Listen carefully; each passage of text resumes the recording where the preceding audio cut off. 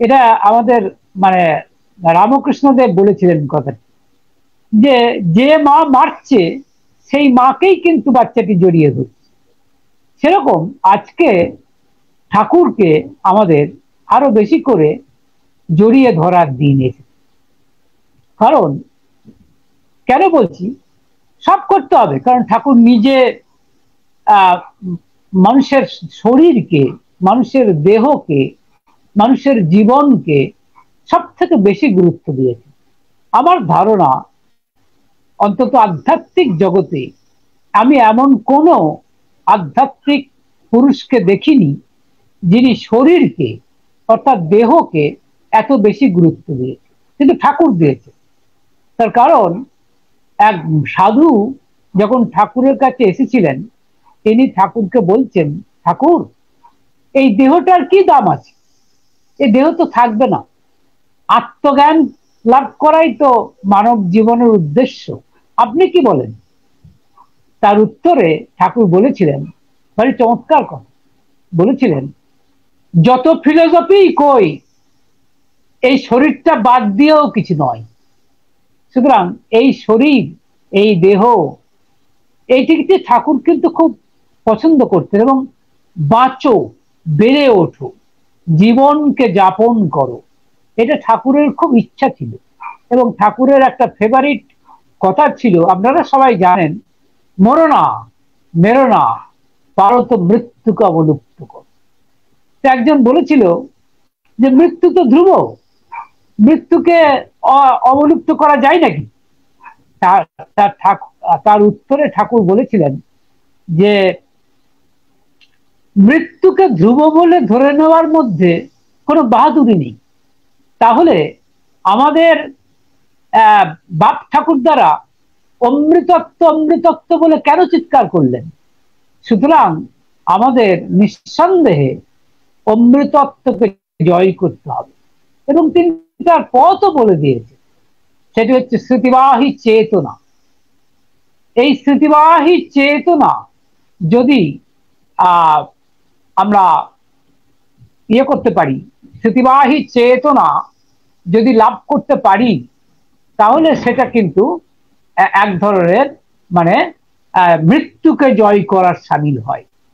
সুতরাং মৃত্যুকে যে জয় করা যায়, এটা কিন্তু ঠাকুর আমাদের বলেছে এবং নাম করার কথা বলছে।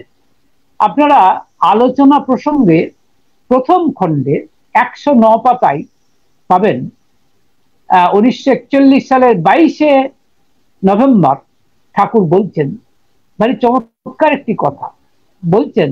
মানে রোগ ব্যাধি নিয়ে কথা হলো, আজকের এই করোনা পরিস্থিতিতে এই কথা শোনার প্রয়োজন আছে এবং সেই মোতাবেক কাজ করার প্রয়োজন আছে। সেটা হচ্ছে এই যে, বলছেন ঠাকুর, যখন রোগ ব্যাধি সারানোর ব্যাপারে কথা হচ্ছে, ঠাকুর বলছেন যে আগে তো নাম করে অনেক রোগ ব্যাধি সারানো হয়েছে, কোন রকম ডাউটফুল মেন্টালিটি না নিয়ে, কোন রকম সার্কাস্ট মেন্টালিটি না নিয়ে। আচ্ছা, আপনাদের আমি আগেই বলে রাখি, ঠাকুর কিন্তু তার কথায় অনেক ইংরেজি কথা ব্যবহার করতেন। আমি যে ইংরেজি কথাগুলি আপনাদের ব্যবহার করব, সেগুলো কিন্তু ঠাকুরের বলা। আমি নিজের থেকে একজন প্রফেসর হিসেবে কোনো ইংরেজি কথা কিন্তু বলবো না, একেবারে ঠাকুর যা বলেছেন আমি সেটাই বলবো। ঠাকুর বলছেন, কোন রকম ডাউটফুল মেন্টালিটি না নিয়ে, সার্কাস্ট মেন্টালিটি না নিয়ে, অর্থাৎ সন্দেহ না করে, কোন রকম মানে অবিশ্বাস না করে যদি নাম করে যাওয়া যায়, মানে কি হবে না হবে, কি পাবো না পাবো এই আশাই নয়, যদি রোগীকে স্পর্শ করে নাম করা যায়, ঠাকুর বলছেন যে একটা ইফালজিং শাওয়ার অফ ভাইটাল ফোর্স হয়। এর বাংলা হচ্ছে যে, মানে বলতে চাইছেন যে মানে ভাইটাল ফোর্স, অর্থাৎ আমাদের প্রাণন শক্তির একটা প্রজ্জ্বল বর্ষণ হয় এবং তাতে রোগ নিরাময় হয়, এটা ঠাকুর বলছেন। এবং এটাও বলছেন যে আর এতে করে কিউরেটিভ ফোর্স বেড়ে যায়, অর্থাৎ রোগ প্রতিরোধ ক্ষমতা বেড়ে যায়। তারপরেই ঠাকুর বলছেন যে এতে কোনো ইনফেকশন হয়েছে এমন কথা শোনা যায়নি, অবজার্ভ করে দেখতে হয়। সুতরাং আমি আপনাদের যে কথাটি বলতে চাইছি সেটি হচ্ছে এই, যে যাদের করোনা হয়েছে বা যাদের করোনা হয়নি তাদের প্রত্যেককে আমি অনুরোধ করব যে ঠাকুরের সব নামটি মনে মনে উচ্চারণ করবেন। আর ঠাকুরের চেহারাটি, এই যে প্রতিটি মা বসে আছে তার পিছনে ঠাকুরের ছবিটিকে দেখতে পাচ্ছি, এই যে কোনো ঠাকুর, যে ঠাকুরের যে ছবি আপনার পছন্দ হয় সেই ছবিটিকে মনের আয়নায় দেখে যাবেন, দেখতে পাবেন যে কিউরেটিভ ফোর্স কিভাবে বেড়ে যায়। আমি একটা কথা আপনাদের বলতে চাই, মানুষ কিন্তু বড় অসহায়, সে বড় একাকী। আজকে নার্সিং হোম বা হাসপাতালে যান, পরপর রোগীর বেডে রোগী আছে, কে আছে আপনার সাথে? সুতরাং আপনাকে এমন একজনকে খুঁজতে হবে যে আপনার সব সময়ের সঙ্গী। আপনি ভেবে দেখুন, আপনি যেখানেই যান না কেন আপনার সাথে মন যাবে, আপনার মন কিন্তু যাবে। সেই মনে যদি আপনি ঠাকুরকে সঙ্গী করে নিতে পারেন, সবাই আপনাকে ছেড়ে চলে যাবে কিন্তু ঠাকুর যাবেন না। সুতরাং আপনার একটা সবসময়কার সঙ্গী দরকার। আমি তাই বলতে চাই, মানুষ বড় নিরুপায়, মানুষ বড় একাকী। একটা বাচ্চা ছেলে যেমন ওই মাকে জড়িয়ে ধরে থাকা ছাড়া, বেশি করে জড়িয়ে ধরা ছাড়া উপায় নেই, সেরকমই আমাদেরও ঠাকুরকে ধরে আরো বেশি করে জড়িয়ে ধরা ছাড়া আর কোনো উপায় নেই। আর একটা কথা এই প্রসঙ্গে বলতে মনে হয়, যে এই যে বলছিলাম যে মৃত্যুকে জয় করা যায়, যেটি ঠাকুর বলছেন, এটি একটা আশ্চর্য কথা। কিন্তু কি করে জয় করা যায়? ওই যে বললেন ঠাকুর যে স্মৃতিবাহী চেতনা যদি লাভ করা যায়, অর্থাৎ যেটাকে ঠাকুর বলছেন মৃত্যু ভেদী চেতনা। অর্থাৎ আজকে আমি যদি জানতে পারি যে গত জন্ম আমার জন্ম হয়েছিল কুষ্টিয়ায়, এই হিরণময় ভাইয়ের বাড়ির কাছাকাছি আমার বাড়ি ছিল ধরা যাক, এবং আমার বাবার নাম ছিল এই, আমার মায়ের নাম ছিল এই, আমি এই বাড়ির ছেলে, আমার যদি সেটা সব মনে পড়ে যায়, এটাই তো স্মৃতিবাহী চেতনা। অর্থাৎ মৃত্যুর পরেও আমার পূর্বজন্মের কথা মনে পড়ছে, এবং এটা করা যায়। ঠাকুর বলছেন এটা অসম্ভব নয়। যে যাদেরকে আমরা জাতিস্বর বলি, সেই জাতিস্বর কাকে বলি? যারা পূর্বজন্মের কথা জানেন। তো ঠাকুর ঠাকুর এই নিয়ে আলোচনা করছিলেন। তা ঠাকুরের বলছেন, ঠাকুর গীতার কথা বলে যে বহুনীনে ব্যতীতানি জন্মানি তব চার্জুন তন্নহং বেদ সর্বাণি নতং ব্যর্থ পরন্তপ। মানে ভগবান শ্রীকৃষ্ণ অর্জুনকে বলছেন যে দেখো অর্জুন, তোমার এবং আমার বহু জন্ম হয়েছে, কিন্তু তোমার সঙ্গে আমার তফাৎ হচ্ছে এই যে তুমি সেই সমস্ত জন্মের কথা ভুলে গেছো, কিন্তু আমার সব জন্মের কথা মনে আছে। এই কথা আলোচনা হচ্ছিল। তা ঠাকুর বলছেন, শুনেছি যে শুনেছি যে চেন্নাই, মানে এখন এখন যেটা মানে চেন্নাই, আগে ছিল ম্যাড্রাস নাম, সেই ম্যাড্রাসে একটা ছেলে আছে যার 7 জন্মের কথা মনে আছে। তখন একজন ভক্ত বলছেন ঠাকুরকে, আচ্ছা ঠাকুর, কারো 1 জন্মের কথা মনে আছে, কারো 7 জন্মের কথা মনে আছে, আর সব জন্মের কথা কার মনে আছে? তখন কিন্তু ঠাকুর হেসে ফেলেছেন। তার কারণ ভক্তের কাছে তিনি ধরা পড়ে যান। আজকে যারা শুনছেন তাদের সামনে এমনই একটি সত্য ঘটনা আপনাদের সামনে বলবো, এবং ঠাকুরের বলা কথা। সুতরাং এই কথাটি সম্ভবত আপনারা অনেকেই জানেন না, এটা আমিও জানতাম না। প্রথমেই বলে নি, এই বিষয়ে একটি বই লিখেছেন শ্রদ্ধেয় ডাক্তার কুমারেশ বন্দ্যোপাধ্যায় মহাশয়, তিনি ভারতের মজলন্দপুর যে হিমায়তপুর শাখার যে মন্দির, তার তিনি সেক্রেটারি। তিনি বইটি লিখেছিলেন এবং সেই বইটির ভূমিকাটা আমি লিখে দিয়েছিলাম। এই বইটিতে এই ঘটনা লেখা হয়েছে, কারণ ব্যাপারটা হচ্ছে এই যে ঠাকুরেরই এক ভক্ত, তার নাম লুৎফর রহমান।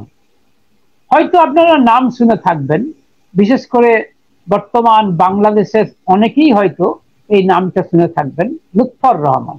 এই লুৎফর দা কুমারেশদার বাড়িতে বহুবার এসেছেন, তার বাবা মায়ের সাথে বহুবার এসেছেন, এবং কুমারেশদার সাথেও কিন্তু তার অনেক কথাবার্তা হয়েছিল। তা এই লুৎফরদার জীবন কাহিনী আপনাদের আমি শোনাতে চাই একটাই কারণে, যে পূর্বজন্ম বলে যে সত্যিই কিছু আছে, এ জন্মটাই যে শেষ জন্ম নয়, এবং আমরা ছিলাম, আমরা আছি, আমরা থাকব। অর্থাৎ আমি হচ্ছি নিত্য বুদ্ধ শুদ্ধ মুক্ত আত্মা। নিত্য মানে আমি ছিলাম, আমি আছি, আমি থাকব। বুদ্ধ মানে আমি জ্ঞান স্বরূপ। মুক্ত মানে আমি ফ্রি, আমি কোনো বদ্ধ নই। আর শুদ্ধ মানে আমি পিওরেস্ট অফ দ্য পিওর, অর্থাৎ আমি একেবারে শুদ্ধ। তো এই আত্মা অবিনশ্বর, এই যে বলা হয় যে আমার দেহটার রূপ চেঞ্জ হচ্ছে, এই জন্যে আমি আপনাদের সামনে কথা বলছি। অমলেন্দু চট্টোপাধ্যায় আমাকে বলছেন, এই তো এই চেহারাটাই তো অমলেন্দু চট্টোপাধ্যায়, এটা ঠিক। কিন্তু পূর্বজন্মে কি আমার এই চেহারা ছিল? নিশ্চয়ই এরকম দেহ ছিল না, অন্যরকম ছিল। কিন্তু সেই অমলেন্দু চট্টোপাধ্যায় কিন্তু আমি ছিলাম, অর্থাৎ আত্মা হিসাবে আমি কিন্তু সেই অমলেন্দু চট্টোপাধ্যায়ই ছিলাম, শুধু দেহটার পরিবর্তন হয়েছে। এটা যে হয়, এটা যে সত্যি, তারই একটি ঘটনা আপনাদেরকে বলার লোভ আমি সামলাতে পারছি না। তার কারণ এই ঘটনাটা হয়তো আপনারা অনেকেই জানেন না, সেই জন্যই বলছি যে ঠাকুরের দয়ায় মানুষ পূর্বজন্মকেও জানতে পারে। এরই একটি প্রজ্জ্বল দৃষ্টান্ত এই ঘটনাটি। ঘটনাটি হচ্ছে এই যে লুৎফর রহমান, তার বাড়ি বর্তমান বাংলাদেশের যশোর জেলার অভয়নগর থানার কোটা বলে একটি অখ্যাত গ্রামে। আমি কথাগুলো দেখুন পরিষ্কার বলে দিচ্ছি, কোন রকম রাগ ঢাক করছি না। সুতরাং কথাগুলোর ইনফরমেশন গুলো যে একেবারে সত্য, তাতে কিন্তু কোনো সন্দেহ নেই। কারণ আপনারা নিশ্চয়ই, গ্রামের নামটি তো পাল্টে যায়নি, থানাটাও আছে অভয়নগর থানা, জেলাও যশোর জেলা।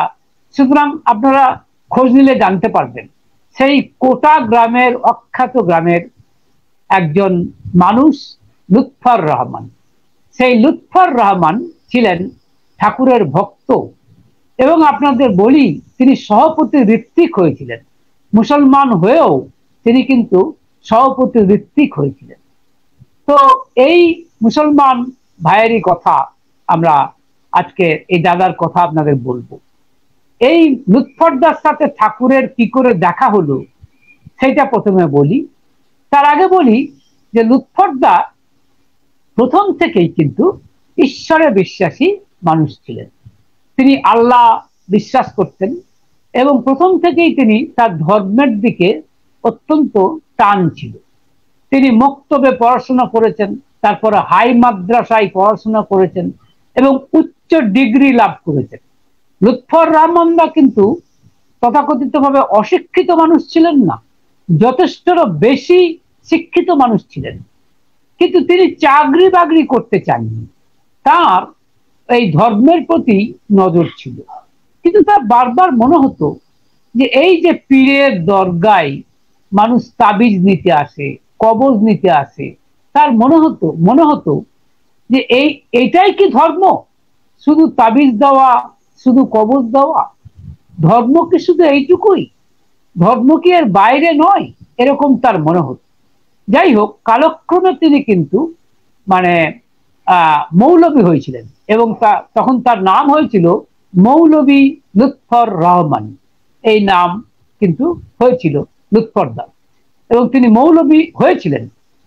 কিন্তু তার বারবার মনে হতো যে হযরত মুহাম্মদকে কি চোখে দেখা যায় না? রক্ত মাংসের হযরত মুহাম্মদ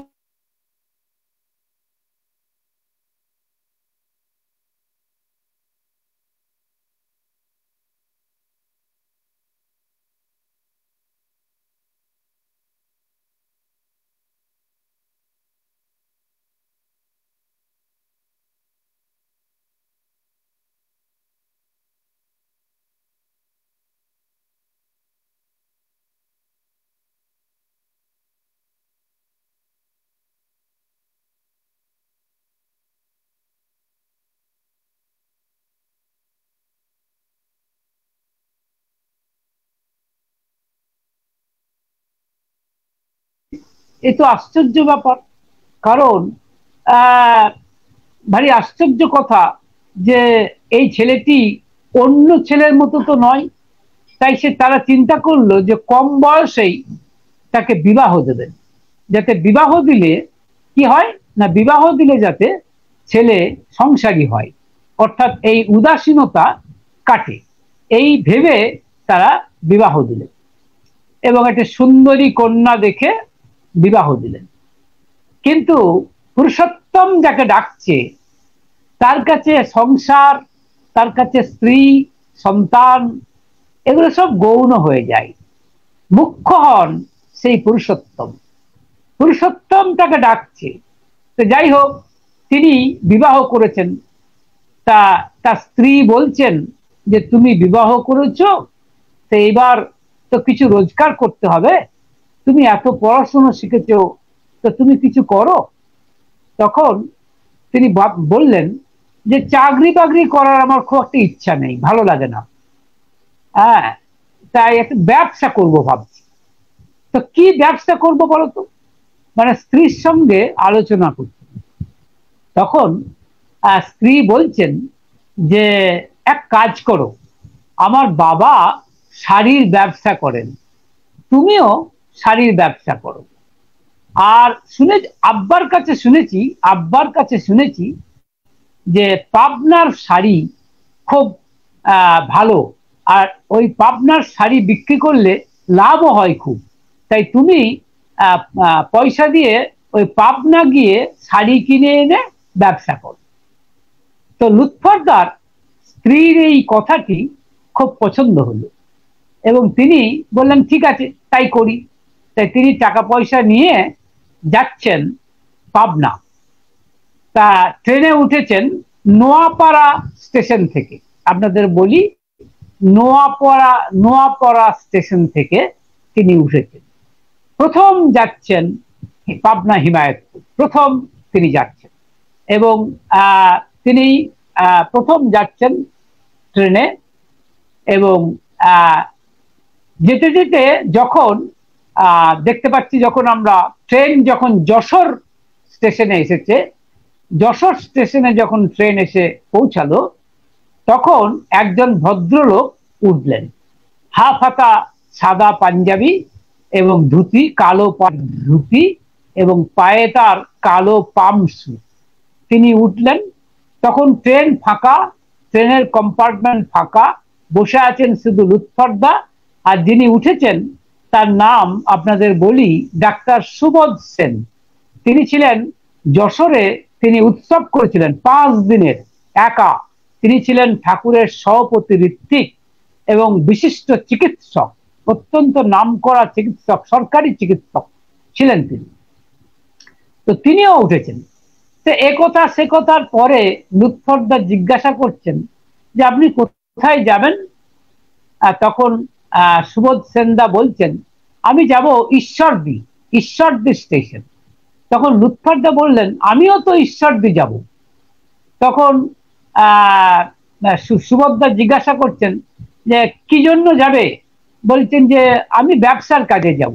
কারণ লুৎফরদা নিতান্তই মানে বলতে গেলে কিশোর বলা যায়, কারণ যদিও কম বয়সেই বিয়ে হয়েছে আর কি। তো বলছেন যে আমিও যাচ্ছি, তবে প্রথম যাচ্ছি ব্যবসার কাজে। তো বলছেন আপনি? বলছেন আমি যাব ঈশ্বরদী থেকে কিছুটা দূরে, পাবনা শহর থেকে কিছুটা দূরে হিমায়তপুর আশ্রমে। সেখানে আমার গুরুদেব শ্রী শ্রী ঠাকুর অনুকূল চন্দ্র থাকেন বলে তিনি হাত দুটিকে নমস্কার করছেন এইভাবে। তো এইটি দেখে লুৎফরদার খুব ভালো লাগলো এবং তিনি ভাবলেন এইরকম মানুষ যিনি, তার গুরুদেব না জানি নিঃসন্দেহে খুব উঁচু মানের লোকই হবেন। তা তার মনে মনে হচ্ছে যে আচ্ছা ওই দাদা ওই ওনার গুরুদেবের সঙ্গে কি দেখা হয় না। তখন তিনি বললেন আচ্ছা আপনাদের গুরুদেবকে কি দর্শন করা যায়? সুভদ্রা বললেন হ্যাঁ, কেন যাবে না, অবশ্যই দর্শন করতে পারো। তুমি দর্শন করতে চাও? হ্যাঁ, আমার খুব ইচ্ছা, আমি চাই। বলে চলো, তুমি আমার আশ্রমে, আমাদের ঠাকুরের আশ্রমে চলো, তোমাকে ঠাকুরের সঙ্গে আহ দর্শন করিয়ে দেবো। তখন লুৎফরদা বললেন কিন্তু আমি তো মুসলমান, আপনাদের গুরুদেবের কোনো অসুবিধা হবে না তো? সুভদ্রা অনেকক্ষণ তাকিয়ে থেকে বললেন যে না, আমার ঠাকুরের কাছে একজন খাঁটি হিন্দু, একজন খাঁটি মুসলমান, একজন খাঁটি খ্রিস্টানের মধ্যে কোনো তফাৎ নেই। তুমি কোনো সংকোচ করো না, তুমি বরং তুমি চলো আমাদের আশ্রমে, তুমি থাকবে, খাবে এবং তোমার যে কাজ, ব্যবসার কাজ, সেটাও তুমি করতে পারবে। তখন তিনি বললেন যে বাহ, ছেলে তো খুব ভালোই হয়, তাহলে চলুন যাই। এবং তিনি কিন্তু গেলেন এই ডাক্তার সুবোধ সেনদার সাথে হিমায়তপুর আশ্রমে তিনি গেলেন এবং গিয়ে দেখছেন যে তখন সান্ধ্য প্রার্থনা শুরু হয়েছে। আর এই সুভদ্রা তাকে নিয়ে গেলেন ঠাকুরের সামনে। দেখছেন ঠাকুরের সামনে বহু মানুষ সান্ধ্য প্রার্থনা শুরু করেছে, আর ঠাকুর হাত দুটি জোড়হাত করে বসে আছেন। হয়তো তার ঈশ্বরকে, তিনি স্বয়ং ঈশ্বর যদিও, মনে হয় যেন এই সাধারণ মানুষের প্রার্থনা তিনি ঈশ্বরের কাছে পৌঁছে দিচ্ছেন। আর মানে আমাদের লুৎফরদা ঠাকুরকে দেখে এত অবাক হয়ে গেছেন যে মানুষের এরকম রূপ হয়, এরকম রূপ মানুষের হতে পারে, এত সুন্দর রূপ, যেন হাজার বিজলি খেলছে যাকে বলে, মানে হাজার বিজলি জ্বলে ঠাকুরের শরীরে, তখন যেন বিদ্যুৎ জ্বলছে এরকম মনে হচ্ছে। এরকম এত সুন্দর মানুষ হয়, এরকম ভাবছেন তিনি। যাই হোক, প্রার্থনা শেষ হয়ে গেল, সবাই আস্তে আস্তে চলে গেল। তারপরে সুভদ্রা ঠাকুরের সঙ্গে তাকে আলাপ করিয়ে দিলেন। তা ঠাকুর বললেন, জিজ্ঞাসা করলেন যে তুমি কোথা থেকে আসছো, তোমার নাম কি, তোমার বাড়িতে কে কে আছেন, এমনকি তিনি বিয়ে করেছেন কিনা সেটাও জিজ্ঞাসা করলেন ঠাকুর। তারপরে বললেন তুমি ঠিক মতো নামাজ পড়ো তো?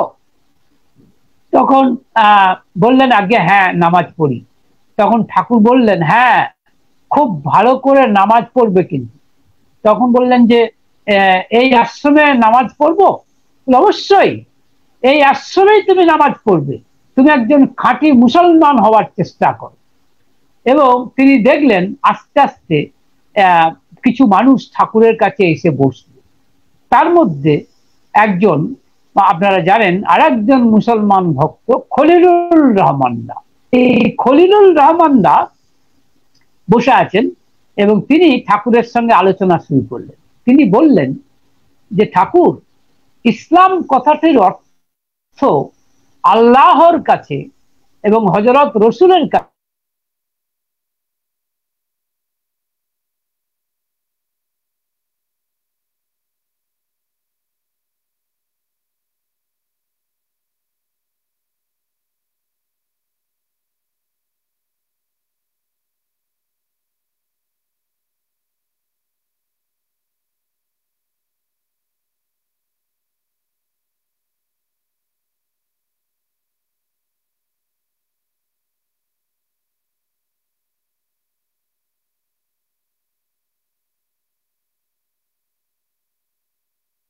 কাছে আত্মনিবেদন করেনি, অথচ আল্লাহর কাছে আত্মনিবেদন করেছে, এর কোনো অর্থ হয়। রসুলের কাছে আত্মনিবেদন তার কারণ তিনি আল্লাহর প্রেরিত।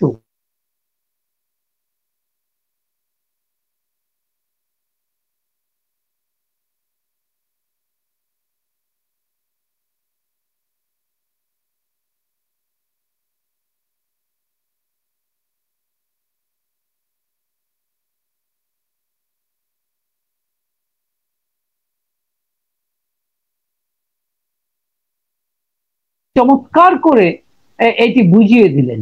এবং তিনি যখন আশ্রম ঘুরে ঘুরে দেখছেন, তখন তিনি কয়েকটা বাণী আহ পড়ে দেখলেন, যার মধ্যে একটা বাণী হচ্ছে, বুদ্ধ ঈশাই বিভেদ করিস, শ্রীচৈতন্য রসুল কৃষ্ণে জীবদ্ধারে হন আবির্ভূত, একই ওরা তাও জানিস নে।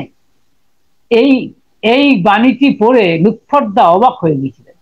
লুৎফরদা দেখছেন, আরে আশ্চর্য তো, কিরকম বলছেন ঠাকুর, যে বুদ্ধ ঈশাই বিভেদ করি শ্রীচৈতন্য রসুল কৃষ্ণে জীবদ্ধারে হন আবির্ভূত, একই ওরা তাও জানিস নে।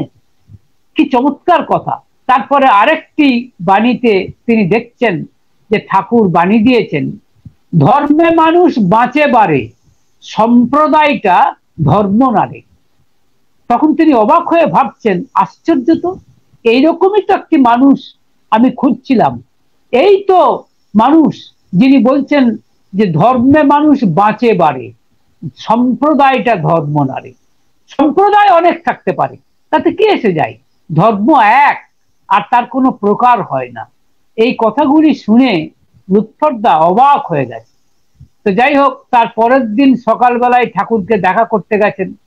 দেখেন, ভারী আশ্চর্য হয়ে দেখছেন যে ঠাকুরকে তিনি দেখছেন যেন নতুন রূপে। তাই মনে মনে ভাবছেন, এটা কিরকম হলো, গতকাল সন্ধ্যেবেলায় যে ঠাকুরকে দেখলাম, আর আজ সকালবেলায় যে মানে ভোরবেলায় যে ঠাকুরকে দেখছি, একই মানুষ, কোনো সন্দেহ নেই, কিন্তু রূপ যেন আলাদা। এর কি চেহারা মাঝে মাঝেই বদলে যায়? এমনই মানুষ, আর চোখ ফেরাতে পারি না, এরকম রূপ, এরকম সৌন্দর্য চোখে, এরকম যোগী চক্ষু, এরকম মায়াবী মন, এরকম স্নেহ ভরা দরদ ভরা মানুষ, এক মুহূর্তের জন্য চোখ সরাতে পারছি না। যাই হোক, তারপরে আস্তে আস্তে আশ্রমের অনেকের সাথে তার আলাপ হলো, যার মধ্যে ওই গতকাল যিনি প্রশ্ন করেছিলেন তার সাথে যখন আলাপ হলো, জানতে পারলেন যে তার নাম মোহাম্মদ খলিলুর রহমান। তিনি তখন ভাবছেন এবং জিজ্ঞাসা করছেন যে আপনি কি ঠাকুরের শিষ্য? বলছেন, হ্যাঁ, আমি ঠাকুরের দীক্ষা নিয়েছি, এবং তুমি তো দেখলে আমি ঠাকুরের প্রার্থনায় ছিলাম। বলে, আপনি নমাজ পড়েন না? বলে, হ্যাঁ, নমাজও পড়ি।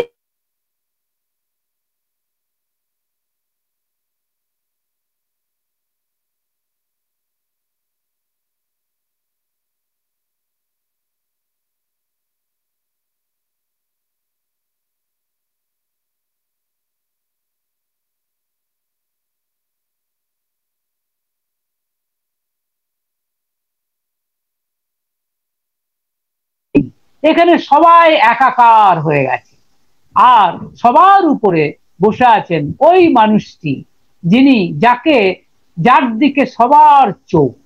অবাক হয়ে গেছে ঠাকুরের দিকে তাকে। যাই হোক, তিনি ওই বই টইগুলো পড়লেন, এই বই টইগুলো কিনলেন। কেনার পরে 2-4 দিন থাকার পরে খুব ভালো লেগেছে। তারপরে ঠাকুরকে তিনি বলছেন, ঠাকুর তাহলে আসি। ঠাকুর বলছেন, আচ্ছা, সময় সুযোগ পেলে আবার এসো, কেমন? তখন লুৎফরদা বলছেন, আজ্ঞে হ্যাঁ, আবার আসবো, বলে তিনি চলে এলেন বাড়িতে। বাড়িতে আসার পরে তিনি ওই বইগুলো পড়ছেন, আর ওই ঠাকুরের ছবি, মানে ঠাকুরের চেহারাটিকে কিছুতেই ভুলতে পারছেন না। কিন্তু তিনি জানেন যে একজন হিন্দু গুরুর ব্যাপার, সুতরাং বাড়িতে তিনি এই কথাগুলো সেভাবে বলতে পারছেন না। তাই তিনি গভীর রাত্রিতে, মানে তখনকার দিনে লণ্ঠন জ্বালিয়ে, মানে ওই ঠাকুরের সত্যানুসরণ, চলার সাথী, এই বইগুলি পড়ছেন। তার স্ত্রী সেটি দেখছে, তার স্ত্রী বুঝতে পেরেছে, এটা আশ্চর্য ব্যাপার। তখন তার স্ত্রী বলছেন যে তুমি কি করছো, এবং স্ত্রী কিন্তু ধরে ফেলেছেন। এর পরের দিন তার স্ত্রী তার বাবা, মানে শ্বশুর শাশুড়িকে বলছেন যে তোমাদের ছেলে একজন হিন্দু গুরুকে ধরেছে, তাকে তার বই টইগুলো পড়ে এই রকম সকম আমার কিরকম লাগছে।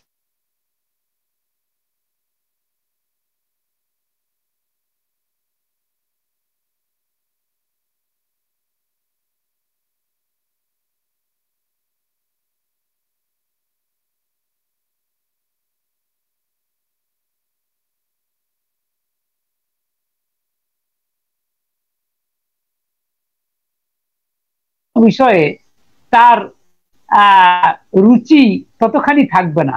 পুরুষোত্তমের তিনি পার্শ্বদ, তিনি পরিকর। সুতরাং তিনি আবার গেলেন হিমায়তপুর। এবার যখন গেলেন, গিয়ে যখন ঠাকুরকে প্রণাম করছেন, তখন কিন্তু তিনি ইতিমধ্যেই দীক্ষা নিয়ে ফেলেছেন, ঠাকুরের সৎ মন্ত্রে দীক্ষা নিয়েছেন। এরপরে যখন ঠাকুরের কাছে গেলেন, যাওয়ার পরে তিনি কিন্তু আমরা লক্ষ্য করে দেখছি যে তিনি মানে কি বলে ঠাকুরের কাছে গিয়ে সরি আমি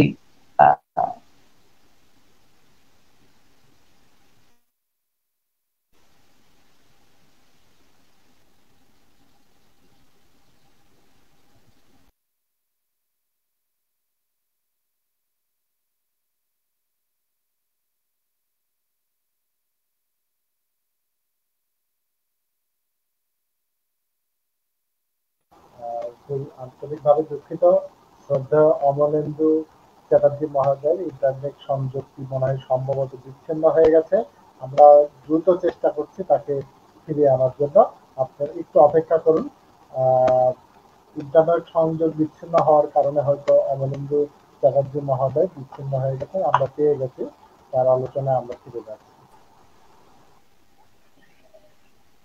হ্যাঁ হ্যাঁ হ্যাঁ হ্যাঁ, আসলে আমাকে একজন ফোন করেছিল। শুনতে পাচ্ছ? শুনতে পাচ্ছ? হ্যাঁ, যেটা শুনতে পাচ্ছি। আমার কথা শুনতে পাচ্ছ? হ্যাঁ, শুনতে পাচ্ছি। আচ্ছা, ঠিক আছে, তাহলে শুরু করছি। আসলে ফোন করেছিল একজন বলে বাধ্য হলাম। যাই হোক, তো ঘটনা হচ্ছে এই যে লুৎফরদা এবার যখন ঠাকুরের কাছে গেলেন, গিয়ে যখন বসলেন, তখন ঠাকুর বললেন, এই দেখো আমার এক সৈনিক চলে এসেছে। ঠাকুর বললেন, এই দেখো আমার এক সৈনিক চলে এসেছে। ঠাকুর সম্ভাষণ করলেন। তারপরে তিনি অবাক হয়ে যাচ্ছেন লুৎফরদা। বেশ কিছুক্ষণ পরে হঠাৎ ঠাকুর বললেন যে, সারা তুই ছিলি বামুনের বেটা, এবার এসেছিস মুসলমানের ঘরে। তারপরে হেসে বলছেন, কখন যে কে কার ঘরে যায় বোঝা দায়। ভাই আসছে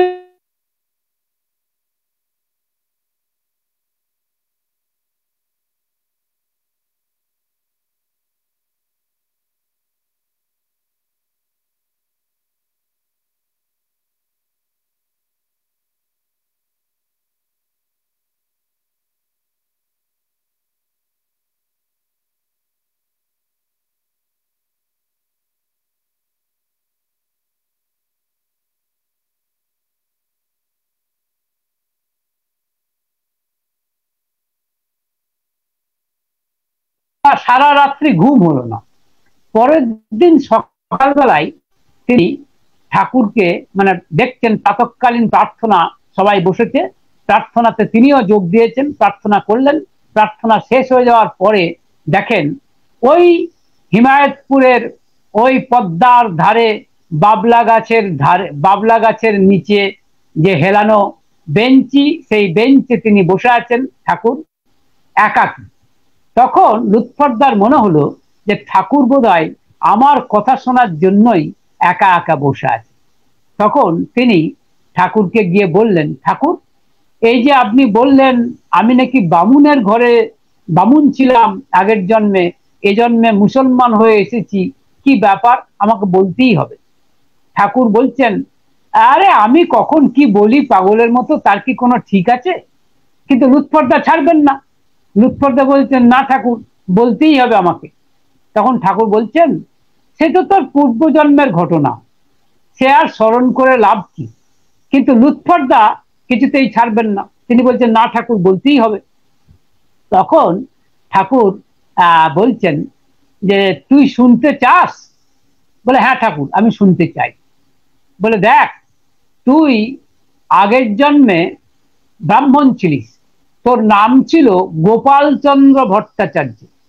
তোর বউ এখন বুড়ি হয়ে গেছে, তোর জন্য খুব কাঁদে। তোর দুই ছেলে, বড় ছেলে চাকরি করে আর ছোট ছেলে মাঠে জমি চাষ করে, আর তুই মাত্র দুদিনের জ্বরে মারা গিয়েছিলিস, তোর বউ কিন্তু এখনো তোর জন্য কাঁদে। আর তুই ওখানে তুই একটা মানে ঘটিতে অনেক রূপোর টাকা জমিয়ে আমলকি গাছে, তোর ঘরে একটা আমলকি গাছ ছিল, সেই আমলকি গাছ থেকে উত্তর দক্ষিণ দিকে 10 হাত দূরে তুই মাটিতে পুঁতে রেখেছিলিস, কিন্তু সেই টাকা তুই আর তুলতে পারিসনি তোর হঠাৎ মৃত্যুর কারণে। তখন এতগুলো কথা কিন্তু ঠাকুর এক নিঃশ্বাসে বলে দিলেন। তখন লুৎফরদা বলছেন, ঠাকুর ওদের সাথে দেখা করা যায় না? ঠাকুর বললেন যে তুই দেখা করতে চাস? বলছে হ্যাঁ ঠাকুর, আমি দেখা করতে চাই। তখন বললেন আচ্ছা যা, তুই তাহলে তোর একটা কাজও আছে, সেই কাজটা হচ্ছে তোর ওই ধন সম্পত্তি মানে ওই রূপোর টাকা তুই তোর দুই ছেলে আর তোর স্ত্রীর মধ্যে বন্টন করে দিয়ে আই। তবে হ্যাঁ, ওইটুকু বন্টন করে দিয়েই তুই চলে আসবি, তা না হলে কিন্তু মায়ায় জড়িয়ে পড়বি।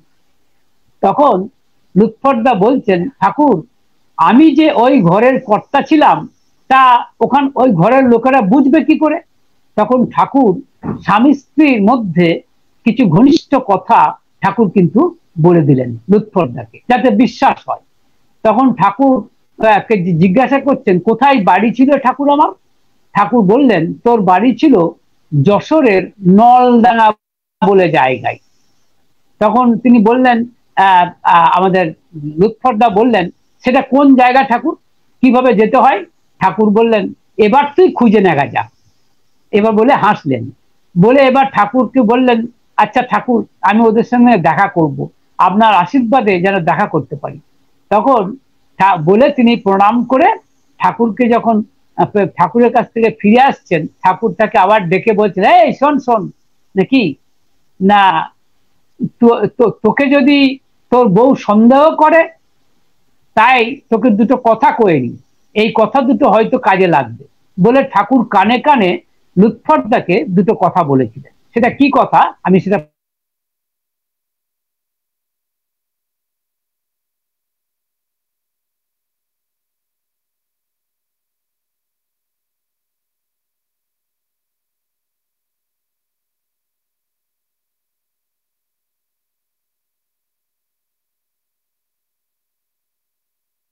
এবার আমি কি করে যাব? তখন তিনি মনে মনে ভাবছেন ঠাকুরের নামটা স্মরণ করছেন। নামটা স্মরণ করে তিনি দেখছেন যে একটা ভিখারি তার কাছে ভিক্ষা চাই, বৃদ্ধ ভিখারি একটা ভিক্ষা চাই। তখন বলছেন, তিনি তার কাছ থেকে দুটো পয়সা দিয়েছেন, আর ভিখারি তখন লুৎফরদাকে আশীর্বাদ করছেন। তখন হঠাৎ লুৎফরদার মনে হলো, আচ্ছা ভিখারিরা তো অনেক জায়গায় যায়, তা একে জিজ্ঞাসা করে দেখি না যে নলডাঙ্গা বলে জায়গা চেনে কিনা। তখন তাকে জিজ্ঞাসা করলেন যে আচ্ছা আপনারা তো বহু জায়গা যান, তো নলডাঙ্গা বলে কোনো গ্রামের নাম শুনেছেন? তখন লুৎফরদা বলছেন, মানে সেই ভিখারি অনেক চিন্তা করে বলছেন, হ্যাঁ ওই গ্রামের নাম শুনেছি, কিন্তু সে তো অনেক দূর বাবা, তোমাকে এখান থেকে বাসে যেতে হবে ঝিকরগাছা বলে একটা স্টপেজ, সেই বাস স্টপেজে নামতে হবে, সেইখানে রিক্সা স্ট্যান্ড আছে, সেইখানে যেতে হবে। তখন তিনি মানে লুৎফরদা ভাবছেন যে ঠাকুর যেন মানে আমাকে মানে সেই এরকম মানে মনে মনে ভাবছেন যে মোর হাত ধরে তুমি নিয়ে চলো সখা, আমি তো এ পথ চিনি না। ঠাকুর যেন ভিখারির ছদ্মবেশে মানে লুৎফরদাকে পথ দেখাচ্ছেন যে তার বাড়ির দিকে। তিনি কিন্তু ওই ভিখারির কথাকে বিশ্বাস করে আমরা লক্ষ্য করছি যে তিনি কিন্তু ঝিকরগাছাগামী বাসে উঠে পড়লেন, এবং সেখানে যখন পৌঁছালেন ঝিকরগাছাতে নেমে বাস স্ট্যান্ডে নেমে দেখেন সত্যিই কিন্তু একটি মানে রিক্সা স্ট্যান্ড রয়েছে, এবং সেখানে একটি রিক্সা দাঁড়িয়ে আছে, এবং সেই রিক্সাকে বলাতে সেই রিক্সা তখন কিন্তু তখন বলছেন, হ্যাঁ চলুন আমার রিক্সায় বসুন, বলে তিনি অনেকটা গিয়ে বললেন, এবার আপনাকে হেঁটে যেতে হবে। হেঁটে গিয়ে লোকের সঙ্গে কথা বলুন, জিজ্ঞাসা করে জানতে পারবেন। কারণ তখন তো ডাইরেক্ট যেত না, তিনি তখন হাঁটতে শুরু করতেন। তখন শেষ বিকেল, গরমের দিন, শেষ বিকেল, হাঁটতে হাঁটতে দেখেন যে রাস্তার ধারে একটা বট গাছ, আর একটু এগিয়ে গিয়ে দেখেন যে একটা বৃদ্ধ মানুষ বসে আছে, আর তার পাশে একটি গরু ঘাস খাচ্ছে। তো তিনি ওই বৃদ্ধ মানুষটিকে জিজ্ঞাসা করলেন যে, আচ্ছা, নলডাঙ্গা গ্রামটা কোথায় বলতে পারেন? তখন সেই বৃদ্ধ বলছেন, এটাই তো নলডাঙ্গা গ্রাম। তো তোমার কাকে চাই? তুমি কার খোঁজে এসছো? মুৎফরদা বলছেন, আমি কানাই ভট্টাচার্যের খোঁজে এসেছি। আপনাদের বলে রাখি যে গোপাল ভট্টাচার্যের ডাকনাম ছিল কানাই, মানে ওরফে কানাই। সবই তিনি ঠাকুরের কাছ থেকেই জেনেছিলেন। তখন সে বৃদ্ধ বলছেন, আরে, কানাই তো আমার বন্ধু ছিল, সে তো অনেকদিন আগে মারা গেছে। তো সে তো মাত্র দুদিনের জ্বরে মারা গেছে। তার বউ আছে অবশ্য, বৃদ্ধা হয়ে গেছেন, এখন বেশি কথাবার্তা বলেন না, বয়স হয়েছে তো, তাই বেশি হাঁটাচলা করতে পারেন না, বারান্দায় বসে থাকেন। তো চলো, আমি তোমাকে দেখিয়ে দিচ্ছি, ওই গ্রামে তো আমারও গ্রাম, বলে তিনি দেখাচ্ছেন, তাকে নিয়ে যাচ্ছেন। একটা সুন্দর গ্রাম, রাস্তার ধারে ছোট ছোট মাটির বাড়ি, পরিষ্কার নিকানো উঠোন, দেখে খুব অবাক হচ্ছে। এবং বাড়িতে বাড়িতে শঙ্খ বাজছে, কারণ সূর্য প্রায় অস্ত যাচ্ছে। শঙ্খের, আর তখন তিনি লুৎফরদা ভাবছেন যে হিমায়তপুর আশ্রমে এতক্ষণে সান্ধ্য প্রার্থনা হয়তো শুরু হয়েছে, আর সবার মধ্যমণি হয়ে ঠাকুর বসে আছেন হাত দুটি জোড়হাত করে, ভক্তবৃন্দের প্রার্থনা তিনি যেন গ্রহণ করছেন, বা বলা যায় ঈশ্বরকে প্রদান করছেন। তো এইটা তিনি ভাবছেন। তখন তারপরে সেই বৃদ্ধ সেই বাড়িটিকে দেখিয়ে দিয়ে চলে গেলেন। তো তিনি দেখেন যে ওই বাড়িটির মধ্যে, উঠোনের মধ্যে দুটি বাচ্চা ছেলে ছোটাছুটি করছে, আর একটি বউ মানুষ সেই বাচ্চা ছেলে দুটিকে ঘরে নিয়ে যাওয়ার জন্য মানে ওদেরকে ডাকছে। হঠাৎ একটা অপরিচিত মানুষ লুৎফরদাকে দেখে বউ মানুষটি অনেকটা বড় ঘোমটা দিয়ে ঘরের মধ্যে বাচ্চা দুটোকে ধরে টেনে নিয়ে গেল। তিনি ভাবছেন এখন কি করবেন।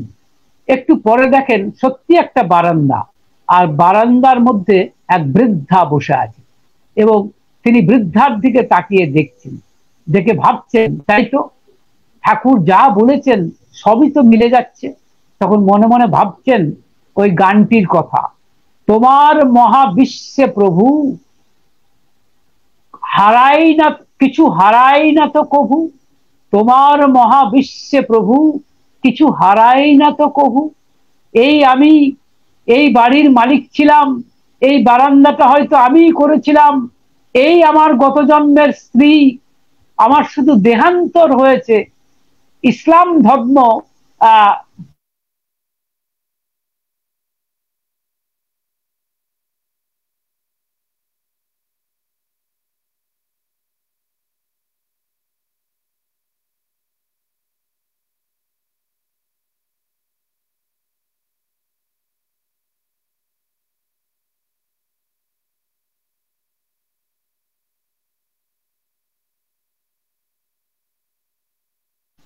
তা লুৎফরদা ওই বৃদ্ধাকে বলছেন, এ বাড়িতে পুরুষ মানুষ কেউ নেই? তখন ওই বৃদ্ধা বলছেন, আহ তুমি কে, তুমি কোথা থেকে এসেছো? তখন লুৎফরদা নিজের পরিচয়টা গোপন করে বলছেন যে আমি আসছি পাবনা হিমায়তপুর শ্রী শ্রী ঠাকুর অনুকূলচন্দ্র সৎসঙ্গ আশ্রম থেকে।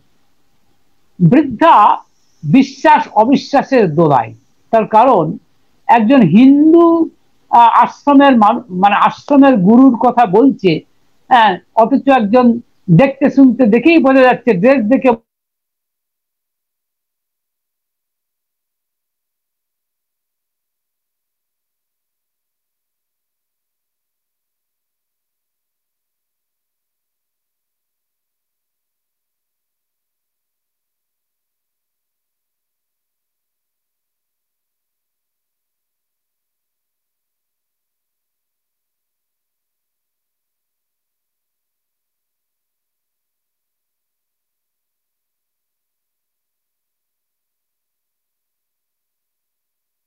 স্বয়ং ভগবানের সাক্ষাৎ কি করে পাই বলুন?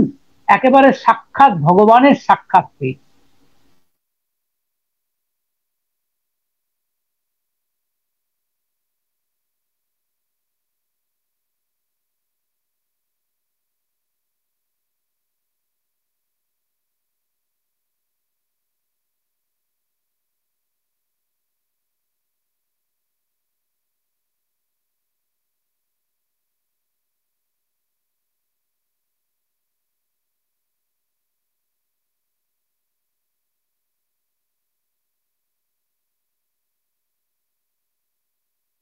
আর তার বৌমা একটা চাটাই পেতে দিল। আসলে ওই বৌমা মানে ছেলে দুটির বউ, ছেলেটির বউ আর কি, বড় ছেলের বউ। বড় ছেলের নাম গোবিন্দ আর ছোট ছেলের নাম বিজন। তো যাই হোক, তিনি বসলেন, বসে বসে লুৎফরদা ভাবছেন, এই বাড়িটি আমার নিজের বাড়ি, এই বারান্দাটি হয়তো আমি নিজেই তৈরি করেছি। আজ আমি যেন অচেনা, এরা হয়তো আমাকে চেনে না, কিভাবে যে আমি কথা শুরু করব, আর কি আশ্চর্য রকম ঠাকুরের কথা শুনে আমি এখানে এসেছি, কি উদ্দেশ্যে আমি এসেছি তাও জানি না। আচ্ছা মা, বলছে আলোচনা শোনা যাচ্ছে না, কথাগুলো কি শুনতে পাচ্ছ না? প্রতীতি মা, কথা কি শোনা যাচ্ছে? এখন শুনতে পাচ্ছি, একটু আগে একটু সমস্যা হচ্ছে, তা এখন শুনতে পাচ্ছি। এখন শুনতে পাচ্ছ তো? তাহলে বলবো। হ্যাঁ, এখন পাচ্ছি। আচ্ছা আচ্ছা, ঠিক আছে। তখন ওই বৃদ্ধা মাটি এবার এলেন, এসে তিনি বলছেন যে তার বৌমাকে বললেন যে জল জল খেতে দিন। একটু জল খেলেন, জল খাওয়ার পরে তিনি মানে লুৎফরদা বলছেন যে আপনার ছেলেরা কোথায়?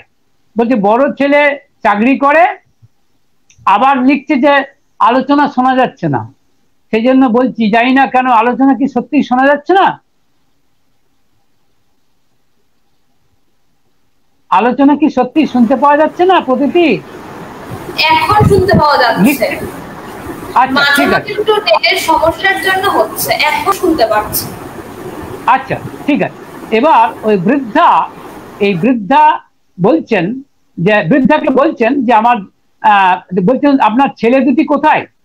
বলছে ছেলে দুটি, আমার ছেলে যশোর কোর্টে চাকরি করে, সে এবার চলে আসবে।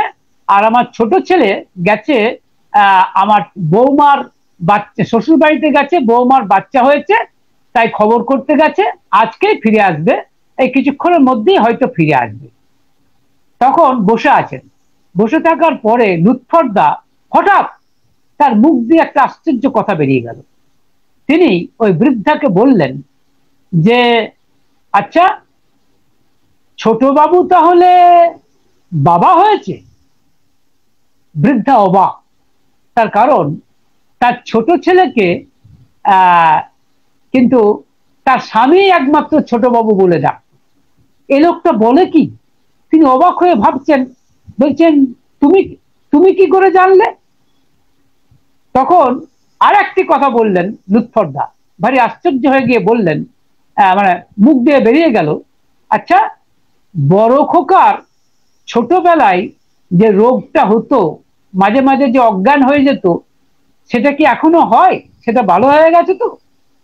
এবার বৃদ্ধা আর আশ্চর্যের পর্যায়ে নেই, অবাক হওয়ার পর্যায়ে নেই, তিনি একেবারে স্তম্ভিত। তিনি বলছেন, তুমি কে বলো তো? আজ সকাল থেকে আমার চোখের বাঁ দিক নড়ছে, কেন জানি না। আমি অবাক হয়ে দেখছি, আজ যেন কিসের একটা আশায় আমি ছিলাম। তুমি এইসব কথা বলছো কি করে? আমি তো অবাক হয়ে যাচ্ছি। তারপরে তিনি বলছেন তার, এবং কিছুক্ষণের মধ্যেই তার দুই ছেলে চলে এসেছে, এবং তার ছেলেরা জিজ্ঞাসা করছে যে তুমি কে এবং কি বৃত্তান্ত, সব জিজ্ঞাসা করছে, মানে গোবিন্দ আর বিজন। তো গোবিন্দ তখন তখন আমাদের লুৎফরদা পরিচয় দিচ্ছেন, নিজের পরিচয়, যে তিনি কে এবং তিনি কেন এসেছেন, এবং ঠাকুরের কথা তিনি সব বললেন। এবং তিনি বললেন যে কিছু কথা আছে যেগুলো তোমার মাকেই আমি বলবো, কারণ সেগুলো গোপন কথা। তো তারা চলে গেল, সেই গোপন কথাগুলি যখন বললেন, তখন তার মা অবাক হয়ে গিয়ে বললেন, ওরে তোদের বাবাই এসেছে, আবার এসেছে তোদের বাবা বলে তিনি এলেন, তার ছেলেদেরকে চিৎকার করে ডাকলেন। তারপরে ওই ছেলে দিকে তাকিয়ে ওই ছেলে গোবিন্দ বলছে যে আপনি যে বলছেন এইসব কথা, তা এই আমাদের বাড়ি, আমাদেরকে দেখে, আমার মাকে দেখে, মানে আপনি বলছেন না, তুমি বলছেন, কারণ বয়সে গোবিন্দের চেয়েও ছোট। তখন বলছেন যে আমাদের তোমার কিছু মনে পড়ছে? লুৎফরদা বলছেন না, কিছু মনে পড়ছে না, তবে মনে হয় যেন খুব চেনা চেনা, কিছু মনে পড়ছে না। তারপরে তিনি হঠাৎ বলে উঠলেন, আচ্ছা ওই একটু দূরের দিকে তাকিয়ে বললেন, এই উঠোনে একটা আমলকি গাছ ছিল না? তখন বৃদ্ধা বললেন, তুমি জানলে কি করে? হ্যাঁ সত্যিই ছিল তো, তার কারণ ওই আমলকি গাছটা তখন যখন মানে ঝড় হয়েছিল, সেই ঝড়ে পড়ে যায়। তখন আমার বড় ছেলে গোবিন্দ ক্লাস 5-এ পড়ে, আর ছোট ছেলে বিজন তখন সদ্য হয়েছে। আর ঠিক তার 1 বছর আগে আমার স্বামী মাত্র 2 দিনের জ্বরে মারা যায়। এটা বলছেন মা। তখন তখন তিনি বলছেন, মানে লুৎফরদা, যে মানে 2 ছেলেকে বলছেন যে আমি ঠাকুরের একটা নির্দেশ এখানে মানতে এসেছি। তখন ছেলেরা বলছে, কি নির্দেশ? বলছে, দেখো তোমরা যখন খুব ছোট ছিলে তখন মাত্র 2 দিনের জ্বরে আমি মারা গিয়েছিলাম। তো আমার কিছু সঞ্চিত টাকা আছে, সেই টাকাগুলো ওই আমলকি গাছ থেকে 10 হাত দূরে মাটির মধ্যে পোতা আছে, সেইটাকে বন্টন, সেইটা তোমাদেরই প্রাপ্য, তোমাদের 2 ভাই আর তোমার মায়ের প্রাপ্য। তো এই ধনকে বন্টন করে দেওয়ার জন্যই ঠাকুরের আদেশে আমি এখানে এসেছি। তখন সেই মানে গোবিন্দ তো অবাক। গোবিন্দ বলছে, মানে মনটা ভার হয়ে গেছে। কিন্তু বিজন সে কিন্তু খুব উৎসাহী যে গুপ্তধন পাওয়া যাবে, এই জন্য খুব উৎসাহী। সে বলছে, চলুন দেখি যাই কোথায় পাওয়া যাবে। মানে তার বাবা এসেছে এই জন্য সে অতখানি ইন্টারেস্টেড নয়, কিন্তু গোবিন্দ ইন্টারেস্টেড। যাই হোক, আলো নিয়ে যাওয়া হলো এবং বিজন কোদাল নিয়ে গেল। দিয়ে তারপরে 10 পা দূরে এবার লুৎফরদা বললেন, এবার এই মাটিটা কোপাও। মাটিটা কোপানো হলো, 2 হাত মতো কোপানো হলো, কিন্তু কিছু পাওয়া গেল না। তখন বিজন বিরক্ত হয়ে বলছে, কই কিছু তো পাওয়া গেল না। তখন লুৎফরদা বলছেন, অনেকদিন আগেকার কথা তো, তাই আরেকটু খোলো তো বাবা। আরেকটু যখন খুললো তখন আশ্চর্যভাবে একটা ধাতব শব্দ শুনতে পাওয়া গেল, এবং একটু পরেই দেখা গেল একটি তামার ঘটি একটা রেকাব দিয়ে ঢাকা, এবং সেটা বিজন তুললো, খুব ভারী। সেটাকে নিয়ে এসে যখন বাড়ির মধ্যে নিয়ে এলো, তখন ওই বৃদ্ধা, যিনি এতক্ষণ কেঁদেই চলছিলেন, তিনি হঠাৎ ওই ঘটিটিকে দেখে বলছেন, আরে এ তো আমার শাশুড়ির ঘটি। আমি যখন বিয়ে হয়ে এসেছি তখন তো আমি আমার শাশুড়ির কাছে এই ঘটিটা দেখেছিলাম, তারপরে তো আর এই ঘটিটা দেখিনি। যাই হোক, সেই ঘটিটি খোলা হলো, এবং সেই ঘটিটি খোলা হওয়ার পরে অনেক মূল্যের রূপোর মুদ্রা পাওয়া গেল, সেটা কিন্তু যথেষ্ট মূল্যের। তখন মানে লুৎফরদা বললেন যে, তখন এই গোবিন্দ বলছেন যে আপনার দয়াতেই তো এগুলি পাওয়া। তো তখন আমাদের লুৎফরদা বলছেন, দেখো আমি ঠাকুরের আদেশ পালন করতে এসেছি, এ ধনে আমার তো কোনো অধিকার নেই, এ ধন তো আমাকে নিতে বলেননি ঠাকুর, এ ধন তোমাদের তো 2 ভাই এবং তোমার মায়ের, তোমরা এটা ভাগ করে নাও। এবং সেটা যখন নিল, তখন গোবিন্দ বলল যে দেখুন সবই ঠিক, কিন্তু আপনার দয়াই তো পেলাম, তো আমরা যদি ইচ্ছা করে আপনাকে কিছু দিই, তাহলে কি আপনি গ্রহণ করবেন না? লুৎফরদা ভারী আশ্চর্য একটু উত্তর দিলেন, বললেন, দেখো বাবা, আমি যে ধন পেয়েছি সে ধনের তুলনায় এ ধন নিতান্তই অকিঞ্চিতকর। আমি মানে ধন বলতে পেয়েছি শ্রী ঠাকুর অনুকূলচন্দ্রকে, আর তার সব কথা যে সত্য তার প্রমাণ পেলাম। আজ বারবার আমার মনে হচ্ছে সেই রবীন্দ্রনাথের গানের কথা, পুরানো সেই দিনের কথা, সে কি ভোলা যায়, সে যে প্রাণের কথা, মনের কথা। মানে এইভাবে এই যে গানটি রবীন্দ্রনাথের আছে, সেই গানটি আজ মনে পড়ছে তোমাদেরকে দেখে। তো যাই হোক, সেটি নেওয়া হলো। কিন্তু সেই বৃদ্ধা অবাক, বৃদ্ধা তখন বলছেন, বা বৃদ্ধার মনে কিছু একটা প্রশ্ন জেগে। তখন তিনি দুই ছেলেকে বলছেন, তোরা একটু সরে যা তো, আমার একটা কথা আছে। বলে ঠিক আছে, বলে ওই দুই ছেলে দুটি সরে গেল। এবার ওই বৃদ্ধা বলছেন যে, বলতো আমার স্বামী, সরি, আমার নাম কি, আর আমার স্বামী আমাকে কি নামে ডাকতেন? বলছেন বলতো আমার নাম কি, আর আমার স্বামী আমাকে কি নামে ডাকতেন? তখন লুৎফরদা মনে মনে একবার কেঁপে উঠলেন। কেন কেঁপে উঠলেন? কারণ ভাবলেন, সর্বনাশ, যদি ঠাকুর আমাকে ওই পিছন পিছন ফিরে না ডেকে এই গোপন কথাটি না বলে দিতেন, তাহলে তো আমি পরীক্ষায় ফেল করে যেতাম। এত শত ঘটনার পরেও হয়তো বিশ্বাস হতো না। তাই দয়াল ঠাকুর জানতেন যে এই প্রশ্ন উঠবেই, এবং তার উত্তরও তিনি আমাকে রেডি করে দিয়েছেন বলে তিনি মনে মনে নাম করছেন। আর ঠাকুরের ওই ছবিখানি, ওই মূর্তিখানি মনের আয়নায় বারবার দেখে যাচ্ছেন। এবার লুৎফরদার মুখে আশ্চর্য কথা ধ্বনিত হলো। বললেন, তুমি শুনতে চাও তোমার নাম কি? লক্ষ্য করো, বা লক্ষ্য করুন যারা শুনছেন, এতক্ষণ কিন্তু লুৎফরদা আপনি বলে সম্বোধন করছিলেন, এখন কিন্তু তুমি বলছেন। কিরকম আশ্চর্য কথা! বলছেন তুমি শুনতে চাও তোমার নাম কি? তখন বৃদ্ধা বলছেন, হ্যাঁ আমি শুনতে চাই আমার নাম কি। তখন লুৎফরদা বললেন, তোমার নাম সরমা। তখন বৃদ্ধা একবার কেঁপে উঠলেন, কেঁপে উঠে বললেন, বলতো তুমি আমাকে কি নামে ডাকতে?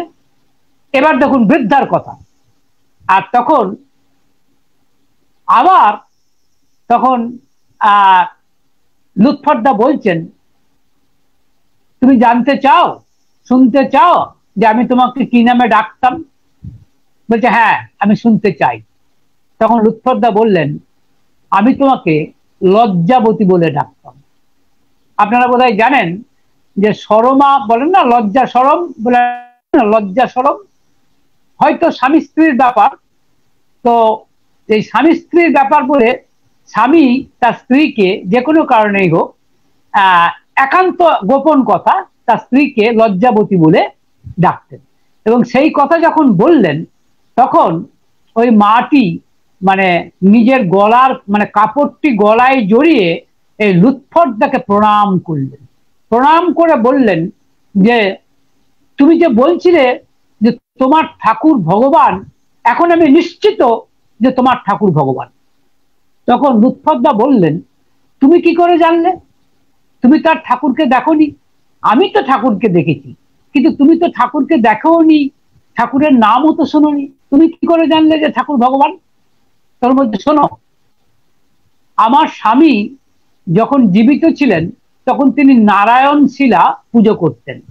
আমার স্বামীর মৃত্যুর পরে আমার ছেলে গোবিন্দ পুজো করে সে চলে যায়। আর আমি সেই নারায়ণ শিলাকে প্রণাম করে বা প্রতিদিন বলতাম যে আমার স্বামীর সাথে তো এ জন্মে আর দেখা সম্ভব হবে না, তো ভগবান তুমি আমাকে পরজন্মে তার সঙ্গে মিলিয়ে দিও। তো তোমার ঠাকুর যে ভগবান, কারণ ভগবান আমার কথা শুনেছেন, এ জন্মেই আমার স্বামীর সাথে মিলন ঘটিয়ে দিলেন। কি আশ্চর্য কথা এই মাটি বললেন। এবং লুৎফরদা আর এই মা পরস্পর তাকিয়ে আছে। যাই হোক, ইতিমধ্যে রাত্রি হয়ে যাচ্ছে, রাত্রি হয়ে গেছে। ওই বৌমাটি একটা কিছু সামান্য খেতে দিয়েছে, তিনি অন্ন গ্রহণ করেননি, সেখানে কিছু খেলেন, খাওয়ার পরে তিনি ওই বাইরেই শুলেন, ইচ্ছা করেই বাইরেই শুলেন। তারপরে যখন ভোর হয়ে যাচ্ছে, তখন হঠাৎ তিনি শুনছেন স্বপ্নের মধ্যে যে তার শিহরে ঠাকুর দাঁড়িয়ে লুৎফরদাকে বলছেন, এই লুৎফর, ওঠ বলছি, তোর কাজ শেষ, এবার তুই কাউকে না জানিয়ে এখান থেকে চলে যা, তা না হলে কিন্তু মায়ায় জড়িয়ে পড়বি। এটা বলছেন ঠাকুর। তখন তিনি ধরপড় করে উঠে পড়েছেন এবং দেখছেন যে তখনও ভোর হয়নি, জাস্ট ভোর হয়ে আসছে, আর দেখছেন যে বৃদ্ধা শুয়ে আছেন এবং তিনি ঘুমে অচেতন। তিনি বৃদ্ধার দিকে তাকিয়ে দেখছেন, অনেকক্ষণ ধরে তাকিয়ে দেখলেন, ভাবলেন যে ঘুমের মধ্যে মানুষ কত অসহায়, কিরকম অচেতন হয়ে সে ঘুমোচ্ছে। যাই হোক, অনেকক্ষণ ধরে তাকিয়ে তিনি ভাবলেন, না, বেশিক্ষণ থাকা ঠিক হবে না, কারণ ঠাকুর আমাকে বললেন যে মায়ায় জড়িয়ে পড়ব। তাই অনেকক্ষণ তার বৃদ্ধা স্ত্রীর দিকে তাকিয়ে বললেন, লজ্জাবতী, আসি, বলে তিনি ওই ঘর কাউকে না জানিয়ে ত্যাগ করছেন। আর যখন রাস্তায় আসছেন তখন ভোরের আলো, সামান্য লাল আলো মানে মানে দেখা যাচ্ছে, আর ওই ফজরের আজান শোনা যাচ্ছে। আপনারা জানেন আল্লাহ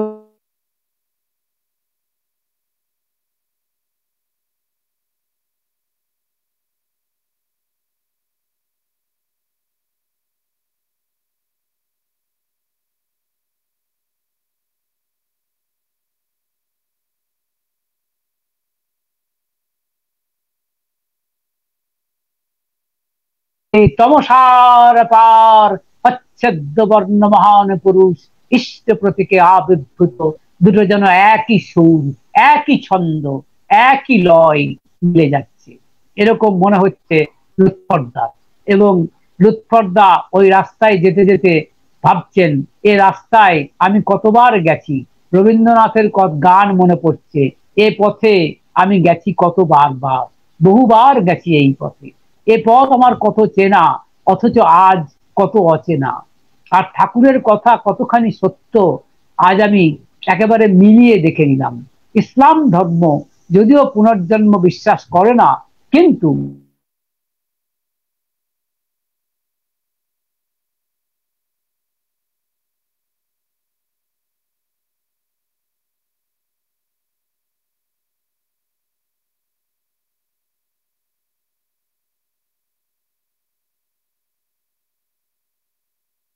পর্দার দীক্ষিত মানুষ বেঁচে আছেন, বাংলাদেশেও আছেন, ভারতেও আছেন, অনেক মানুষ বেঁচে আছেন। যেমন কুমারেশ দা, যিনি এখন বেঁচে আছেন, তার বাড়িতে তিনি প্রায়ই আসতেন, একটু আগেই বললাম, এবং কুমারেশ দার বাবা মা তাকে খুব সম্মান করতেন এবং তাদের বাড়িতে তিনি থাকতেন, থেকে তিনি বহু হিন্দু এবং মুসলমানদেরকে তিনি ঠাকুরের সদ মন্ত্রে দীক্ষিত করেছেন।